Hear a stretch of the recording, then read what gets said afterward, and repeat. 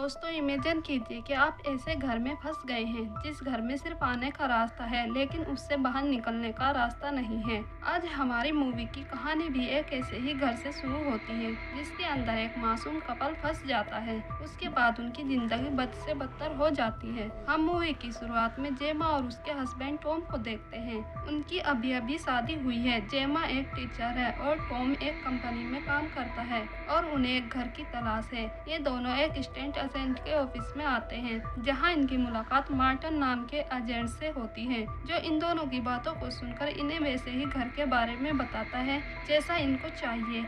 इसके बाद ये दोनों मार्टिन के साथ एक कॉलोनी में आ जाते हैं जहां दूर दूर तक एक जैसे ही घर होते हैं। ये एरिया बहुत बड़ा होता है। मार्टिन उन्हें नंबर 9 का घर दिखाता है जो वाकई बहुत खूबसूरत होता है। लिविंग रूम और उसका बेडरूम बहुत ही शानदार होता है। फिर मार्टिन उन्हें गार्डन दिखाने ले जाता है। उन दोनों को घर बहुत पसंद आता है। वो जब गार्डन से घर के अंदर आते हैं तो वो देखते हैं कि मार्टिन वहाँ से जा चुका है। बाहर आने के बाद जेमा देखती है मार्टिन की गाड़ी भी गायब है। उन्हें लगता है कि शायद मार्टिन को कुछ काम याद आ गया हो, इसलिए ये दोनों भी अपनी गाड़ी में बैठकर वहाँ से जाने लगते हैं। लेकिन काफी दूर चलने के बाद भी टॉम देखता है कि हम लोग अब भी नंबर 9 के मकान के सामने ही हैं। टॉम को लगता है कि जेमा रास्ता भूल गई है, इसलिए टॉम खुद ड्राइव करने लगता है। वो दूसरे रास्ते से जाने लगता है। तभी जेमा देखती है कि उनके फोन में नेटवर्क भी नहीं है। ये बात उन्हें बड़ी अजीब लगती है। लेकिन इससे पहले कि ये दोनों फिर से कुछ और सोच पाते, ये फिर से मकान नंबर 9 के पास आ जाते हैं।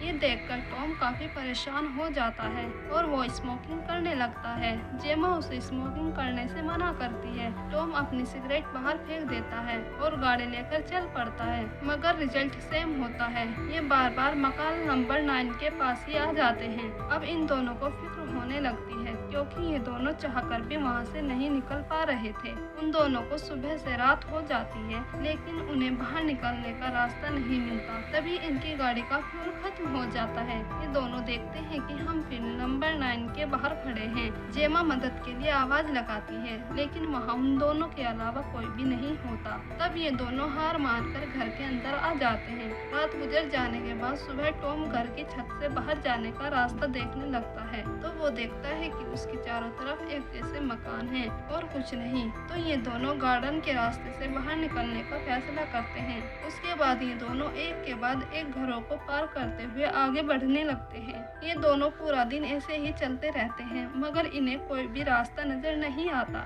रात होने तक इनकी हिम्मत टूटने लगती है और थकान से बुरा हाल हो जाता है। तभी जेमा को एक घर में रोशनी नजर आती है जिसे देखकर इन्हें लगता है कि यहाँ और कोई भी है। वो दोनों बड़ी उम्मीद के साथ घर के अंदर आते हैं लेकिन अंदर आते ही इनकी सारी उम्मीद टूट जाती है क्योंकि ये फिर से उसी मकान नंबर 9 में आ जाते हैं। ये देखकर ये दोनों हैरान हो जाते हैं क्योंकि हमने तो पूरा दिन सफर किया है तो फिर हम इस घर में कैसे आ सकते हैं। जेमा जल्दी से बाहर आती है तो वो देखती है कि बाहर एक बड़ा सा बॉक्स रखा है जिसके अंदर इनकी सारी जरूरतों का सामान होता है। अब जेमा सोचती है कि कोई तो है जो इस बॉक्स को यहाँ रख कर गया है, इसलिए जेमा उसे पुकारने लगती है। पर अब टॉम का सब्र खत्म हो जाता है। वो गुस्से में आकर पूरे घर को जला देता है ताकि उस घर को जलता देख कोई तो उनके पास आ सके। ये दोनों पूरी रात बैठकर उस मकान को अपनी आंखों से जलता देखते हैं और देखते देखते वो वहीं पर सो जाते हैं। सुबह जब उनकी आंख खुलती है तो वहाँ फिर एक बॉक्स रखा होता है।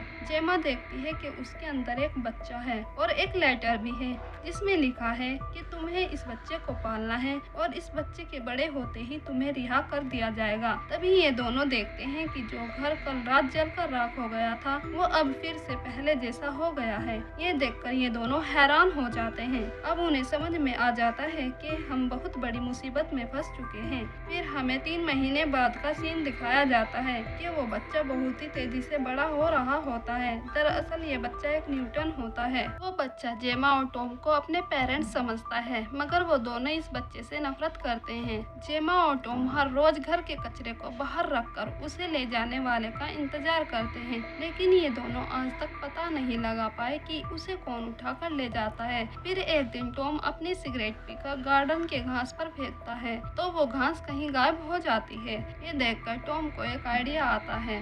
वो इस पिंजरे से निकलने के लिए जमीन को खोदने लगता है। हालांकि जेमा उसको समझाती है कि उसका कोई फायदा नहीं है, मगर टॉम को यकीन है कि वो दोनों जमीन के अंदर से होते हुए ही यहाँ से निकल सकते हैं। यहाँ की मिट्टी किसी रबड़ की तरह होती है जिसे खोदने में टॉम को बहुत तकलीफ होती है। इसी तरह दिन गुजरते हैं। टॉम हर रोज गार्डन में खुदाई करता है और जेमा उस बच्चे का ख्याल रखती है। वो बच्चा टीवी पर हर रोज एक QR कोड देखता है और उसे याद करता है। एक रात टॉम और जेमा अपनी गाड़ी में बैठे होते हैं, तभी अचानक गाड़ी में लगा म्यूजिक सिस्टम अपने आप चालू हो जाता है। ये देखकर ये दोनों खुशी से झूम उठते हैं और गाड़ी से बाहर आकर नाचने लगते हैं। उन्हें देखकर वो बच्चा भी इनके पास आकर नाचने लगता है और गलती से टॉम को गिरा देता है। टॉम गुस्से में आकर उस बच्चे को जमीन पर पटक देता है और टॉम वहाँ से अंदर आ जाता है।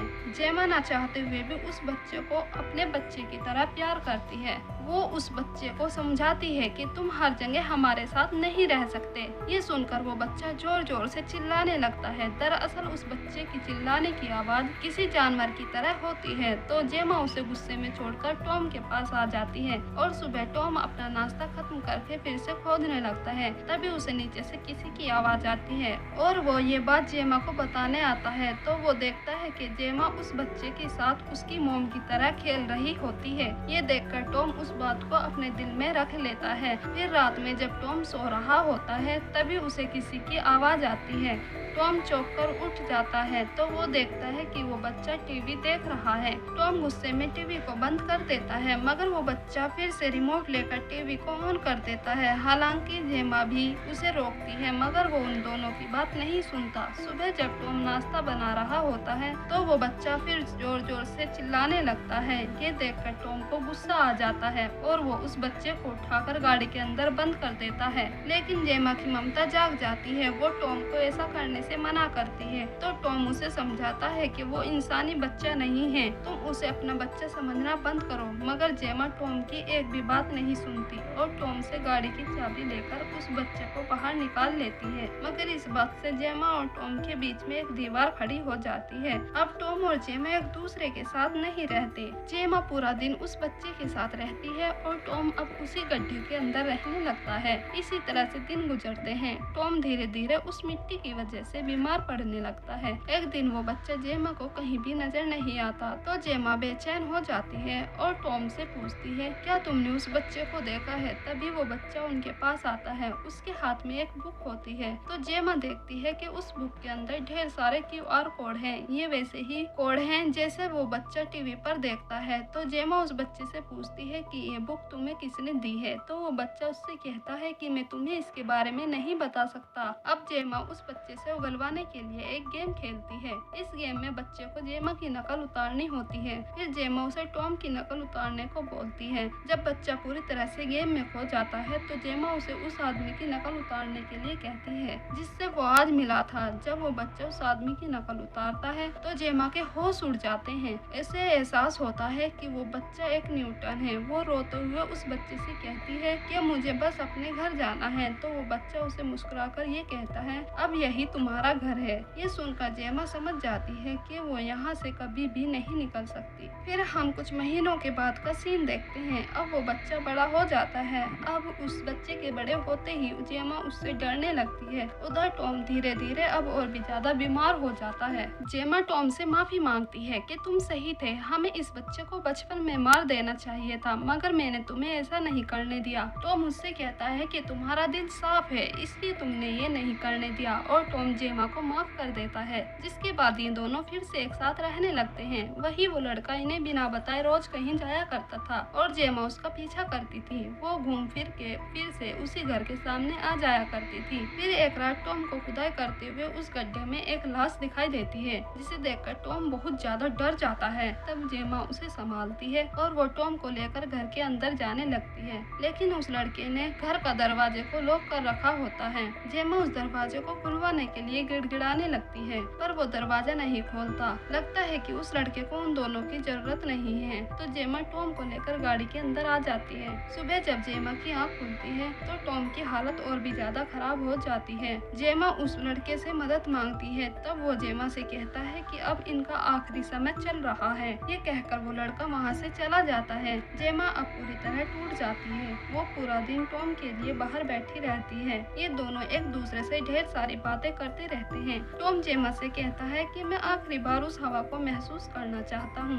जो हमें यहाँ आने से पहले छुआ करती थी। ये कहते ही टॉम मर जाता है। जेमा फुट फुट कर रोने लगती है। रात होने पर वो लड़का वापस आ जाता है। उसके हाथ में एक बॉक्स होता है। जेमा को लगता है कि शायद इसके अंदर खाना है। जेमा जल्दी से उसे खोलकर देखने लगती है तो उसके अंदर डेड बॉडी पैक करने वाला बैग होता है, जिसे देखकर जेमा बहुत जोर से चिल्लाती है। वो लड़का टॉम की लाश को उस बैग में पैक करके उसे टॉम के ही खोदे हुए गड्ढे में फेंक देता है। जेमा को बाहर छोड़कर खुद घर के अंदर चला जाता है और अंदर जाकर फिर से दरवाजे को लॉक कर लेता है। जेमा रात गाड़ी में गुजारती है। सुबह होते ही वो लड़का जेमा को इधर उधर देखने लगता है, पर अब जेमा उसे मारने का फैसला कर चुकी होती है। वो पीछे से आकर एक किक से उस लड़के पर हमला करती है तो वो लड़का किसी जानवर की तरह रोड के अंदर घुस जाता है। जेमा भी उसका पीछा करते हुए नीचे एक कमरे में आ जाती है। यहाँ हमें पता लगता है कि इनकी एक दुनिया जमीन के नीचे भी है। जेमा को वहाँ एक और